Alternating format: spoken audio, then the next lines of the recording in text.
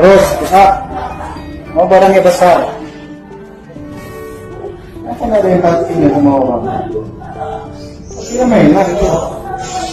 Kan? Salah gak menurut kamu postingan? Salah? Kau orang tengah berduka, kau jadikan bahan candaan. Itu kalau orang tuamu, kalau saudaramu yang seperti itu, yang mengalami tragedi seperti itu, orang ngolo-ngolo, orang ngejek, sakit hati enggak?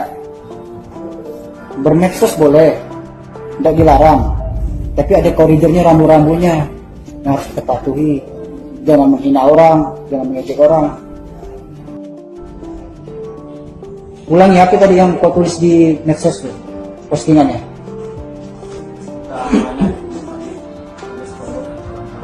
Semoga amannya ditemukan oleh Sombong dan kawan-kawan. Saya Aso, dengan ini warga Dusun Kepayang, Kecamatan Matamulia Utara.